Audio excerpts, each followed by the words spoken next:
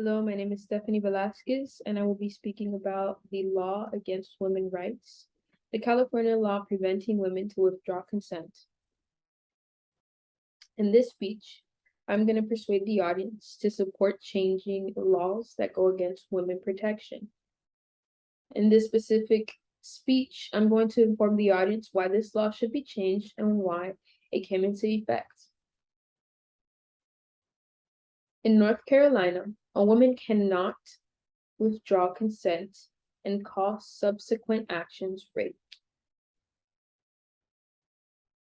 In most states, this law does not exist. However, according to an online source, RAINN, 1 out of 4 American women has been the victim of an attempted or completed rape in her life.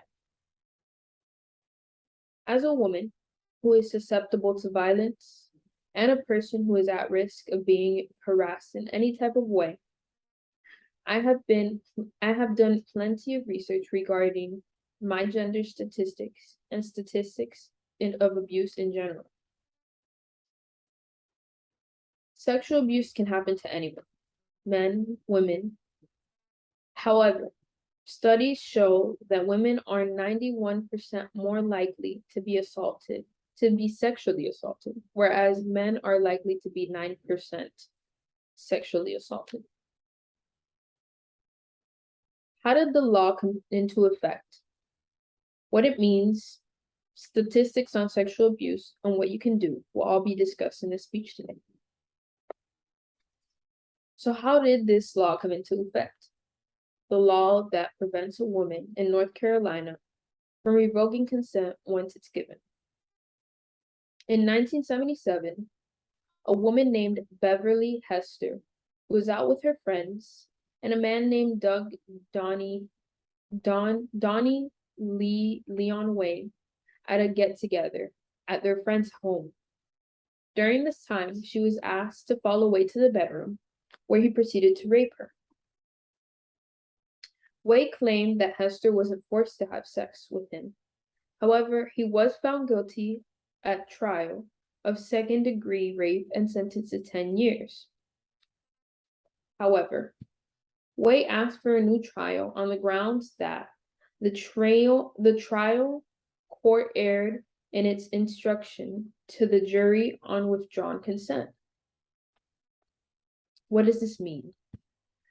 This means that if the actual penetration is accomplished with the woman's consent, the accused is not guilty of rape, although he may be guilty of another crime because of his subsequent actions.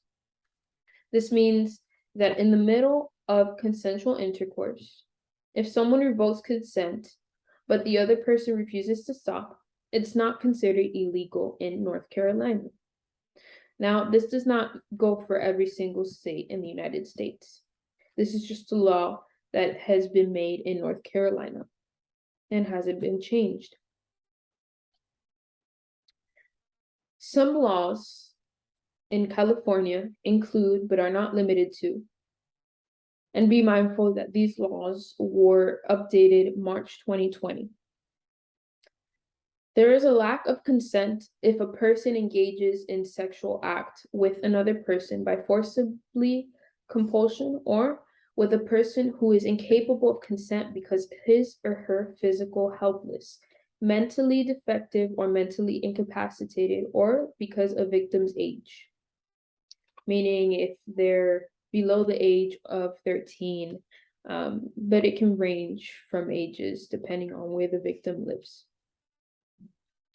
Mentally defective means that a person suffers from a mental disease or defective that renders the person incapable of understanding the nature and consequences of sex where the sex is occurring. This example is for people who are autistic or have Down syndrome. Mentally incapacitated means that a person is temporarily incapacitated of appreciating or controlling the person's conduct as a result of influence of a controlled substance. This means if someone is drugged at a party, or if they're drugged by alcohol. This is a typical moment where somebody can't really give consent. Physical helplessness means that a person is unconscious, physically unable to communicate a lack of consent. A nursing home patient is an example where someone is unable to communicate consent. An old person might not be in the physical or mental headspace that would allow them to consent for sexual intercourse. Some statistics include, but are not limited to, according to the NCADV, on average, nearly 20 people per minute are physically abused by an intimate partner in the United States. During 1 year, this estimates more than 10 million women and men. On average, 24 people per minute are victims of rape, physical violence, or stalking by an intimate partner in the United States. Globally, as many as 38% of all murders of women are committed by intimate partners. The statistics I have on the PowerPoint are 10% of women and 2% of men have been reported stalked by an intimate partner. About 1 in 5 women and 1 in 12 men have experienced contact sexual violence by an intimate partner. 1 in 5 women and 1 in 7 men report having severe physical violence from an intimate partner in their lifetime. So you may be asking yourself, what can you do? There's a lot of things that you can do in a situation like this.